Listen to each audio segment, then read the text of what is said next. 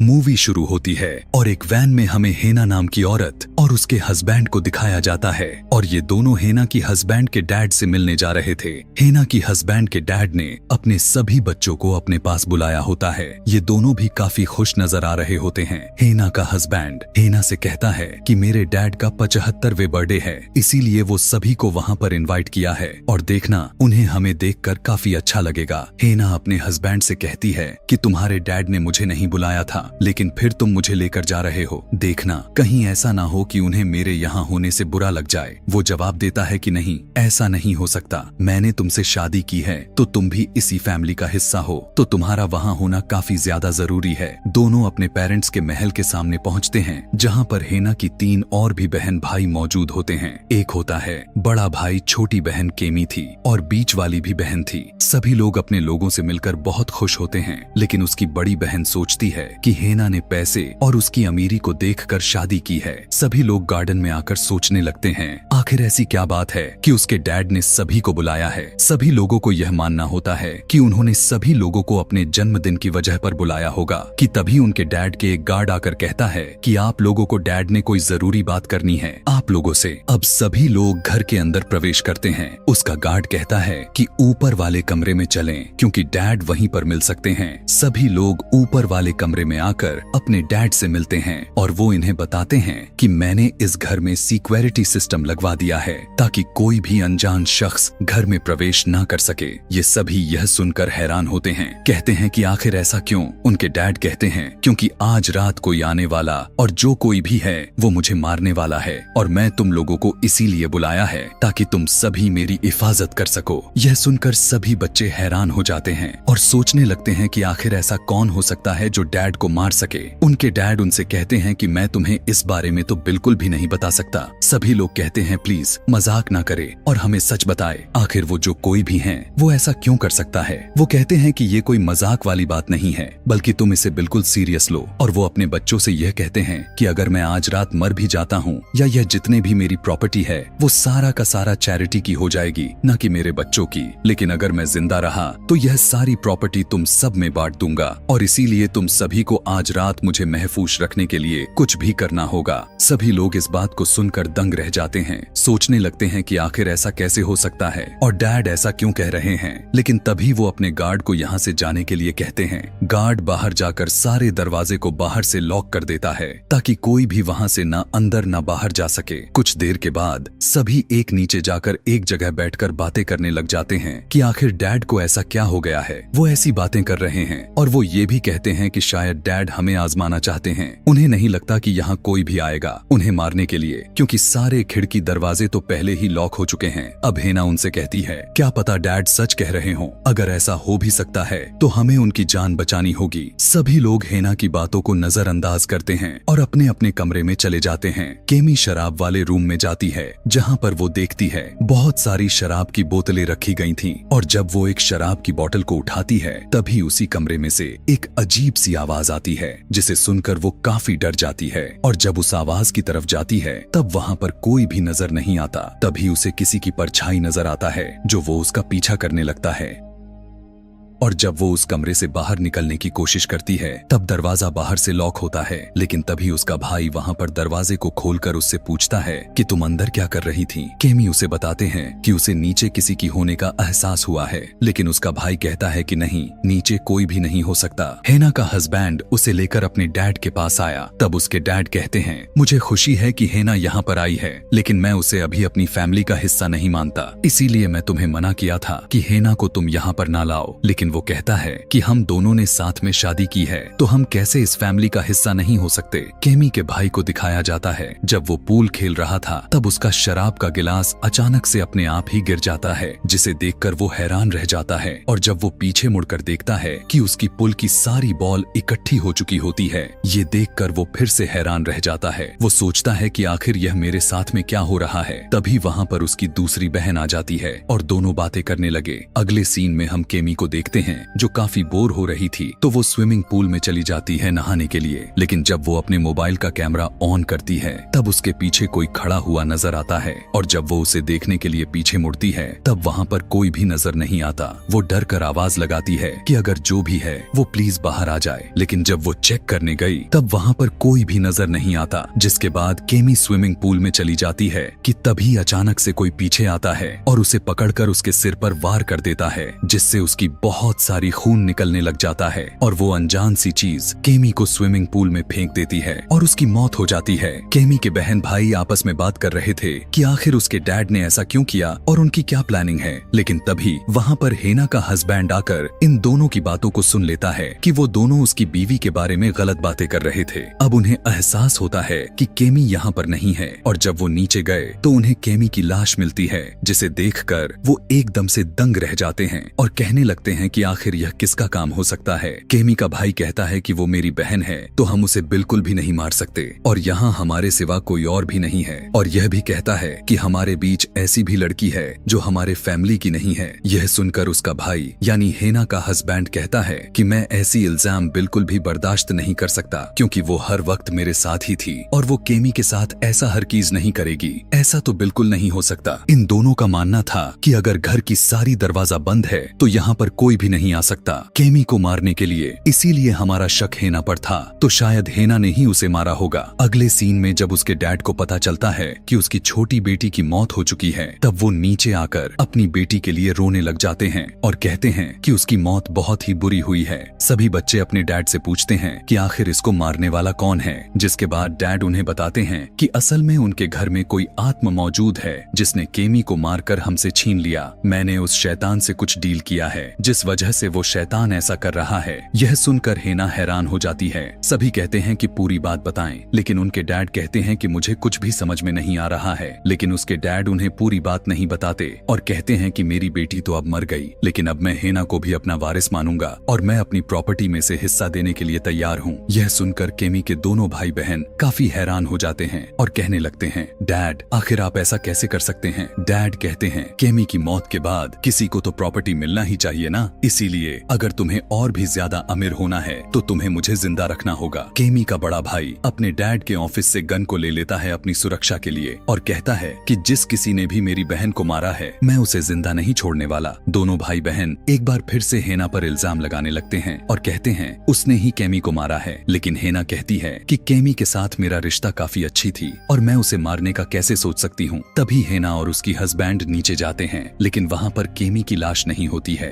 यह देखकर वो हैरान हो जाते हैं और सोचने लग जाते हैं आखिर उसकी लाश कहाँ गायब हो गई। अब उन्हें लगने लगता है कि यहाँ पर जरूर कोई न कोई है जो उन्हें और यहाँ के सभी लोगों को जान से मार डालेगा। इसीलिए दोनों अब फैसला करते हैं कि अब यहाँ से निकलना होगा। दोनों दरवाजा तोड़ने की कोशिश करते हैं लेकिन इससे कोई भी फायदा नहीं होता। जिसके बाद हेना का हस्बैंड उससे कहता है कि हम नीचे के रास्ते से निकल सकते हैं। तब वो नीचे जाने लगती है ताकि वो वहाँ से बाहर निकल सके। केमी की बहन उसकी पेंटिंग की तरफ देखती है जो उसे घूर रही थी और वो उस तस्वीर को देखकर वो हैरान होने के साथ डर भी जाती है कि तभी उसका भाई वहाँ पर आ जाता है और अपनी बहन से कहता है कि मैं अपने डैड को बचाने के लिए किसी भी हद तक जा सकता हूँ। मुझे लगता है कि हेना और हमारा भाई मिलकर ये सब साजिश कर रहे हैं कि वो दोनों अमीर हो सके और डैड की प्रॉपर्टी की वारिस बन सके, लेकिन हम दोनों ऐसा नहीं होने देने वाले हैं। हेना और उसका हस्बैंड नीचे होते हैं और दोनों बाहर जाने का रास्ता ढूंढने हैं। तब उन्हें पता चलता है कि यहाँ पर सभी जगह लॉक्ड है। तभी हेना की हस्बैंड एक दरवाजे की लॉक की खोलता है और कहता है कि इसमें तो थोड़ा सा निकलने की जगह है, जिसमें से हेना निकलने लग जाती है ताकि बाहर जाकर मदद ला सके। लेकिन वो निकलने की जगह उसी दरवाजे में अटक जाती है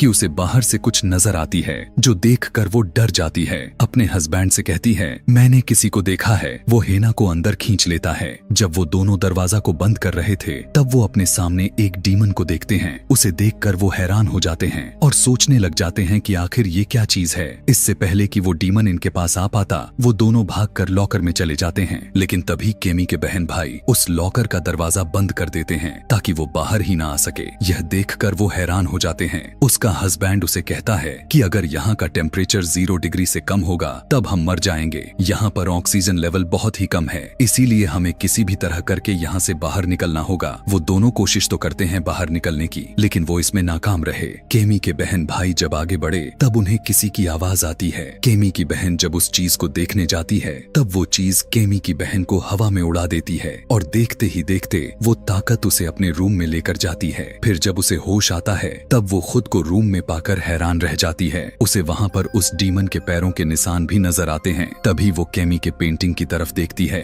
जिसके माथे से खून निकल रहा था। अचानक से केमी उस पेंटिंग से बाहर आ जाती है, जिसे देखकर वो काफी डर जाती है और केमी उस पर उल्टी कर देती है। तभी केमी का भाई वहाँ पर आकर उस पर गन तान देता है और कहता है कि वो मेरी बहन से दूर रहे वरना मैं तुम्हें शूट कर दूंगा। लेकिन केमी नहीं रुकने वाली होती है। तभी वो उस पर शूट करने लगता है, जिसके बाद जब केमी वहाँ से गायब होती है तब वो देखता है कि गलती से उसने अपनी दूसरी बहन को ही शूट कर दिया होता है, जिससे उसकी मौत हो चुकी है। यानी उसने गलती से अपनी बहन को ही मार दिया। यह जानकर उसे काफी ज्यादा दुख होता है और वो बहुत ज्यादा रोने लगता है। अब उसे यकीन हो चुका था कि ये सब हेना का किया धरा नहीं है, बल्कि यहाँ पर कोई डीमन है जो यह सब कर रहा है। यहाँ पर इनका ऑक्सीजन लेवल कम होने लग जाता है, जिसकी वजह से वो दोनों मरने वाले थे। तभी उनका भाई आकर दरवाजा खोलकर उन्हें बाहर निकाल लेता है और उनकी जान बच जाती है। वो अब कहता है कि मैंने जो देखा उस पर तुम लोग शायद ही यकीन करोगे, क्योंकि मैंने डीमन देखा है। वो दोनों भी उसे बताते हैं कि हाँ, मैंने भी देखा है और अगर उन्हें अपनी जान बचानी है तो उन्हें वहाँ से निकलना होगा। केमी का भाई इनसे कहता है कि तुम दोनों यहाँ से बाहर निकलने का रास्ता ढूंढो, तब तक मैं डीमन का ध्यान भटकाने की कोशिश करता हूँ। जब वो दोनों वहाँ से बाहर निकलने के लिए जा रहे थे तब डीमन उन पर हमला कर देता है, लेकिन वो एक रूम में जाकर खुद को लॉक कर लेते हैं। तभी वो सभी देखते हैं कि बुकशेल्फ के पीछे कोई खुफिया रूम है और जब वो उस रूम को खोलते हैं तब उन्हें अंदर डीमन से जुड़ी बहुत सारी चीजें मिलते हैं। ये देखकर वो हैरान हो जाते हैं और सोचने लग जाते हैं कि आखिर उनके डैड ने ऐसा क्या किया था जिसकी वजह से वो डीमन यहाँ पर आ गया। कि तभी उन्हें वहाँ पर एक डिमोनिक साइन मिलता है जिसके अंदर खून था। केमी का भाई जब डीमन को ढूंढ रहा था तब उसके सामने वो डीमन केमी बनकर आ जाता है और वो बहुत ही बुरी तरह से डर जाता है और अपनी बैलेंस खराब होने की वजह से वो सीधा नीचे गिर जाता है, जिससे उसकी हड्डी टूट गई, लेकिन उसकी गन भी उससे दूर होती है। तभी वो डीमन फिर से उसकी दूसरी बहन का रूप लेकर उसके सामने आ जाता है और वो डीमन उसे अपने गले से लगाकर उसकी बॉडी का सारा खून को पी लेता है, जिससे उसका शरीर पूरी तरह से तबाह हो जाती है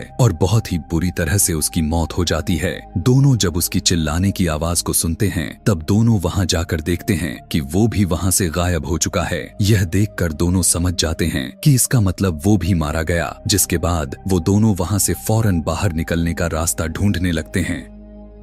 जिसके बाद अपने डैड के रूम में चले जाते हैं। वो दोनों डैड से पूछते हैं आखिर आपने ऐसा क्या किया है जिसकी वजह से उसकी सारे बहन भाई मारे गए। वो उन्हें बताते हैं कि इस घर में एक डीमन है जिसके साथ मैं किसी खास मकसद के लिए एक डील की है। दरअसल मैं अपने सारे बच्चों को उसके सामने कुर्बान कर दूंगा ताकि मैं इमॉर्टल अमर बन सकूं और कुछ टाइम और जी सकूं, क्योंकि मैं अमर बनने के बाद अभी लंबे टाइम तक जिंदा रह सकता हूँ। मैं मरना बिल्कुल भी नहीं चाहता। मैं 75 साल का हो चुका हूँ और मुझे मरना मंजूर नहीं, और मुझे जिंदा रहने के लिए मैंने उस डीमन से अपने सारे ब्लड लाइन यानी अपने बच्चों का यानी अपने नस्लों का सेक्रीफाइस दे दिया, यानी उनकी कुर्बानी। मतलब उसने अपनी बच्चों की आत्मा को डीमन को बेच दिया था और यही वजह होता है कि वो डीमन उसके सभी बच्चों को एक एक करके मार रहा था। यह कहने के बाद वो एक गन को उठाता है और अपने बेटे यानी कि हेना के हस्बैंड को शूट कर देता है, जिससे वहाँ पर उसकी मौत हो जाती है। यह देखकर हेना बहुत ही ज्यादा डर जाती है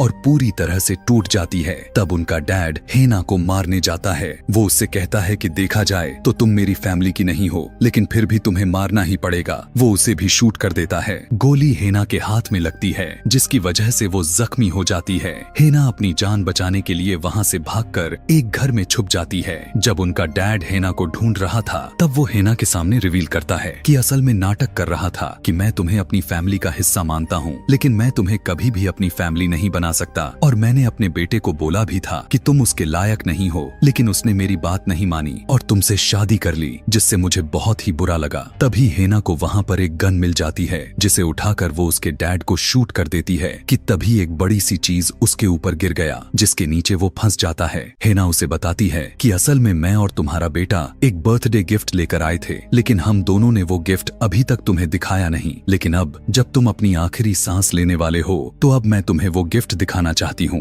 वो उसे गिफ्ट दिखाती है जिसके अंदर एक अल्ट्रासाउंड की तस्वीर होती है। वो बताती है असल में मैं माँ बनने वाली हूँ और ये बच्चा आपके बेटे का है, यानी कि आपका पोता, मतलब कि ये भी आपका ब्लड लाइन ही है और यहाँ पर तुम अपने फैमिली के आखिरी मेंबर नहीं हो, बल्कि यह बच्चा है और अब तुम्हें जिंदा रहने का हक नहीं है, बल्कि मेरे पेट में पल रहे बच्चे का है जो कि तुम्हारे प्रॉपर्टी का मालिक भी बनेगा। मतलब कि इस डील के हिसाब से हेना के पेट में जो बच्चा है वही इमॉर्टल होगा क्योंकि उनका बाप मरने वाला है। इस बात को सुनकर हैरान और परेशान हो जाता है, पर डीमन भी यह सब सुन रहा था। वो डीमन उसके पास आता है और उस बूढ़े आदमी को काट कर खा जाता है जिससे उसकी भी मौत हो जाती है। उसके बाद हेना वहाँ से बाहर निकल जाती है और अपने हस्बैंड की तस्वीर देखकर उसे याद करने लगी और रोने लग जाती है। कुछ देर के बाद सुबह हो गई। बूढ़े आदमी का सिक्योरिटी गार्ड अपने मालिक का इंतजार से कर रहा था। जब दरवाजा खुला तब वो देखता है कि दरवाजे बाहर उसका मालिक नहीं बल्कि हेना यानी उसकी बहू निकली है, जिनकी पेट में उनका आखिरी वारिस पल रहा है। इसका मतलब उन सारी प्रॉपर्टी के मालिक और कोई नहीं बल्कि हेना हो जाती है। अब सारी जायदाद की मालकिन बनने के बाद वो गाड़ी में बैठकर वहाँ से निकल जाती है, लेकिन वो अपने हस्बैंड को खोकर रो रही होती है और उसे बहुत दुख होता है। और इसी के साथ यह कहानी यहीं पर समाप्त हो जाती है। Thanks for watching.